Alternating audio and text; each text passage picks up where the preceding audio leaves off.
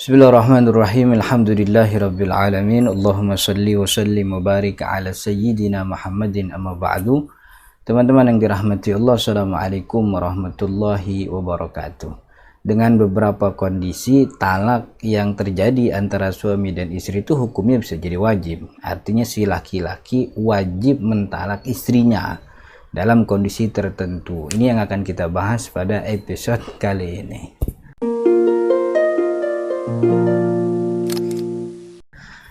Teman-teman yang dirahmati Allah, talak itu atau cerai dalam bahasa Indonesia secara bahasa artinya raf'u qaidin, al-hallu wa raf'ul qaid.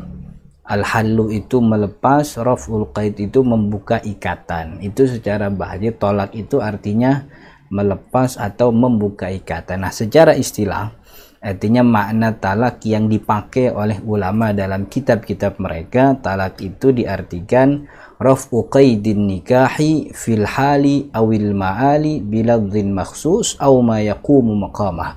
Ini definisi yang disebutkan oleh Imam Al-Hasfaqi dalam kitabnya Ad-Durrul Mukhtar, yaitu raf'u qaidin nikah, membuka ikatan pernikahan, baik itu berlaku saat itu juga atau al-ma'al yang akan datang, di masa yang akan datang, dengan menggunakan lafaz tertentu atau hal-hal lain yang senilai atau sama dengan lafaz talak tersebut.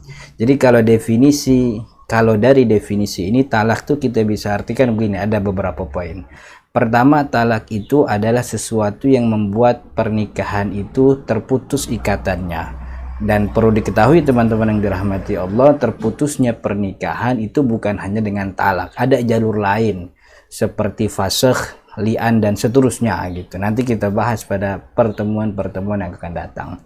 Jadi talak itu sejatinya membuka artinya melepas ikatan pernikahan.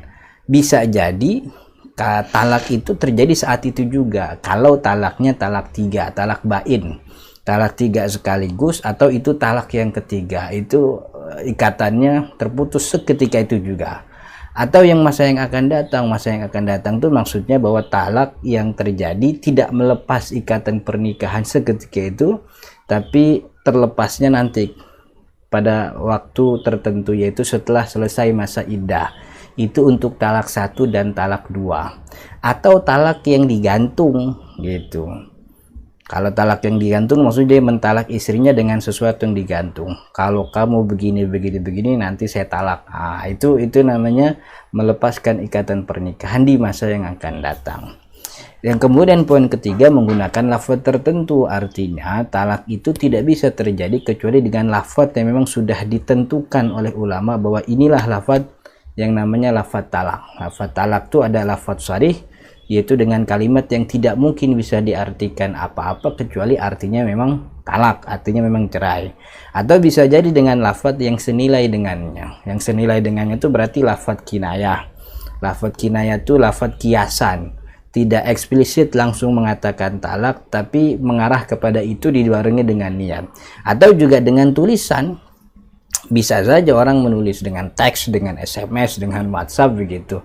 Atau dengan isyarat. Isyarat ini bagi orang yang tidak bisa berbicara. Jadi ini 4 poin talak dari definisi. Nah, sekarang kita lihat hukum talak itu sendiri gitu. Artinya bagi seorang suami yang mentalak istrinya, apakah dia berdosa atau tidak, atau malah justru dapat pahala dari talaknya, tergantung bagaimana kondisi dan situasi ketika itu. Tapi kalau hukum talak secara aslinya mau hukum defaultnya talak itu sebagaimana disebutkan oleh Nabi Muhammad, abghadul halali ilallahi at-talaq. Jadi dia perkara yang halal namun dibenci oleh Allah Subhanahu wa taala. Nah, karena ada sabda Nabi ini, sebahagian ulama atau sebahagian daripada jumhur ulama menyebut talak itu hukum aslinya adalah khilaful aula. Khilaful aula itu artinya menyelisih yang utama. Ya, utamanya jangan cerai. Utamanya pernikahan itu tetap harus terjadi. Utamanya pernikahan itu dijaga. Jangan terjadi perceraian. Utamanya begitu. Nah, kenapa hukum asli talak itu dikatakan khilaful aula? Karena hukum asli pernikahan itu adalah sunnah. Hukum asli nikah itu sunnah atau dianjurkan atau aula utama, maka memutuskan pernikahan itu sendiri berarti lawan daripada hukum nikah sendiri. Kalau hukum nikah sunnah, ya berarti lawannya khilaful aula. Seperti sholat duha lah. Orang sholat duha itu hukumnya sunnah. Tapi kalau ada orang pagi-pagi nggak ngapa-ngapain, dia nggak sholat duha, maka dia meninggalkan yang utama. Utamanya dia sholat duha, begitu. Itu namanya khilaful aula. Hukum aslinya khilaful aula. Walaupun ada sebagian ulama menyebut hukum talak itu aslinya boleh. Jadi sesuatu yang mubah, sesuatu yang halal. Sebagaimana kita temukan dalam kitab Imam Ad-Dardir, dalam kitab Asyarhul Kabir, ini ulama dari kalangan Al-Malikiyah. Dan yang berpendapat bahwa hukum asli talak itu mubah bukan cuma beliau, tapi ada beberapa ulama dari kalangan Al-Hanafiyah juga. Wa'alam anna talak, ketahuilah bahwa talak itu dari sisi hukum talak itu sendiri adalah kebolehan halal. Jadi aslinya talak itu boleh, halal gitu. Akan tetapi talak itu sangat mungkin terpengaruhi dengan hal yang membuatnya terkena hukum 4. Bisa jadi haram, bisa jadi makruh, bisa juga jadi wajib, atau bisa jadi hukumnya sunnah, begitu. Itu kata Imam Ad-Dardir. Nah, karena itulah kita bahas nih apa yang dijelaskan oleh ulama. Hukum talak itu sama seperti hukum nikah. Bagaimana kita sudah bahas di episode tentang kuliah nikah go di awal-awal ya, bahwa nikah hukumnya bisa jadi sunnah, haram, mubah, dan seterusnya. Sebagaimana juga talak bisa jadi hukumnya haram, tapi bisa juga jadi hukumnya makruh, bisa juga hukumnya mubah, dan seterusnya. Tergantung bagaimana kondisi dan konteks talak ketika itu.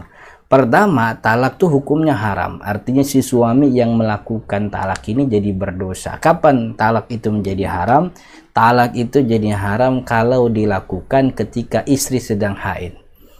Atau istri pada masa suci tapi sudah digauli, itu namanya talak haram. Artinya pelakunya berdosa dan dia harus merujuk kembali. Menurut jumhur ulama dia harus rujuk. Nanti kalau mau talak lagi nunggu masa suci gitu. Ini yang disebut dengan istilah talak bid'i. Talak bid'i ya karena talak haram. Jadi talak yang dilakukan ketika istri sedang haid atau istri dalam masa suci tapi masa suci yang sudah digauli, itu namanya talaknya haram. Si suami yang melakukan ini berdosa. Kemudian yang kedua, bisa jadi talak hukumnya makruh, artinya dibenci. Walaupun ini diperdebatkan oleh ulama. Di makruh kapan? Sebahagian ulama menghukumi talak sebagai kemakruhan jika talak itu dilakukan tanpa sebab. Begitu. Kenapa talak bini? Mau talak aja kan gitu. Emang kenapa? Nggak ada apa-apa. Kenapa talak? Ya mau talak aja gitu. Jadi pernikahan dan perceraian itu seperti ikatan yang tidak punya sakralitas. Iya, dia masuk, dia keluar, dia masuk, dia tanpa sebab. Maka ini dimakruhkan. Ya tentu kemakruhan yang dikumpulkan oleh seseorang bisa jadi berbuat dosa, bisa jadi berbuah jadi dosa kan gitu, karena kemakruhan yang banyak dia kumpulkan.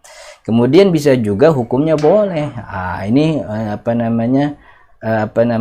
hukum yang menurut sebagian ulama ini hukum asli daripada talak itu sendiri, ini hukumnya boleh. Talak yang dilakukan karena ada kebutuhan itu boleh, yaitu yang disebabkan karena istri yang akhlaknya buruk misalnya. Sholat ya sholat, cuman ngomongin orang ya rajin, punya duit bayar zakat, sedekah juga, cuman judesnya minta ampun, gibahin orang sering, akhlaknya buruk. Atau memang karena dia nggak cinta lagi, udahlah nggak cinta lagi. Ya namanya cinta, perasaan hati, kecenderungan diri terpengaruhi oleh kondisi bisa saja akan berubah dari waktu ke waktu. Kemudian talak hukumnya bisa jadi sunnah, artinya dianjurkan. Maksudnya kalau dia kerjain itu talak tuh, suami mentalak istri, suaminya dapat pahala tuh, karena hukumnya sunnah. Yaitu kapan? Ketika si istri sudah tidak lagi menunaikan kewajiban, baik kewajiban syariat seperti sholat, puasa. Istrinya nggak sholat, padahal itu kan tanggung jawab suami. Kata suaminya, neng, dek sholat, udah maghrib sholat, jangan nonton TV. Tetap istrinya nggak mau sholat. Datang bulan Ramadan istrinya ogah mau puasa, punya duit banyak nggak mau bayar zakat, punya duit banyak nggak mau beli porsi haji. Itu kan sesuatu yang melanggar ketentuan syariat. Maka mentalak dia, kalau sudah dinasihati berkali-kali, itu hukumnya sunnah, dianjurkan. Atau kewajiban sebagai istri nggak dilaksanain, tidak mau digauli, nggak mau ngurusin anak, pokoknya segala hal nggak mau, dia mau hidup seenaknya doang, ngerasa bahwa dirinya masih perawan, main seenaknya, nggak ngerti kalau udah jadi istri. Nah, itu juga sama, mentalaknya itu sebuah kebaikan begitu. Iya, tentu orang punya pilihan ya, dia mau talak atau dia mau bersabar ya pilihan dia, tapi secara syariat ulama menghukumi talak dalam kondisi ini hukumnya sunnah. Nah, bisa jadi talak hukumnya wajib, ini bagi laki-laki ya. Talak hukumnya bisa jadi wajib. Kapan itu? Ketika terjadi ilah. Apa itu ilah? Ilah itu seorang suami bersumpah dengan menggunakan nama Allah atau salah satu sifat Allah untuk tidak mendekati istrinya selama 4 bulan. Sebenarnya ilah ini kebiasaan jahiliyah. Orang jahiliyah dulu kalau udah nggak demen sama istrinya, dia sumpah, demi Allah, gua nggak demen lagi sama lu, gua nggak bakal gauli lu selama sekian tahun. Dulu begitu jahiliyah, sekian tahun, sekian bulan. Nah, ketika Islam datang, syariat ilah itu diberesin gitu. Karena kalau ilah dibiarkan begitu, istrinya jadi digantung. Dia istri ya dibilang istri ya suaminya udah nggak mau gauli, dibilang bukan istri toh nggak pernah tersebut kalimat talak, maka ilah ini menyusahkan. Nah, ketika Islam datang, Allah bikin aturan. Kata Allah dalam surat Al-Baqarah, orang-orang yang mengilah istrinya diberi tangguh 4 bulan. Ilah itu tidak boleh lebih daripada 4 bulan. Kemudian jika mereka kembali, artinya ketika 4 bulan itu udah selesai, si suami diminta oleh syariat, lu mau talak apa mau terusin?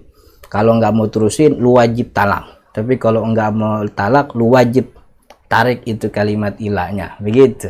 Jadi itu hukum.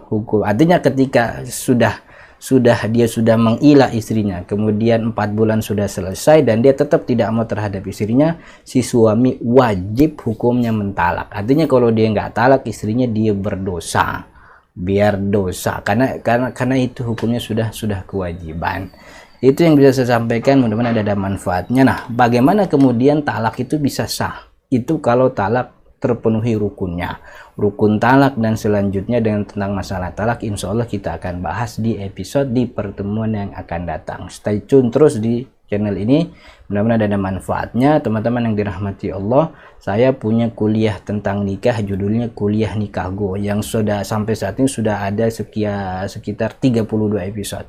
Silahkan dimanfaatkan, diambil manfaatnya jika memang bermanfaat, dan disebarkan kepada teman-teman yang lain agar kemanfaatannya lebih meluas. Hadanallahu wa iyyakum ajma'in. Assalamualaikum warahmatullahi wabarakatuh.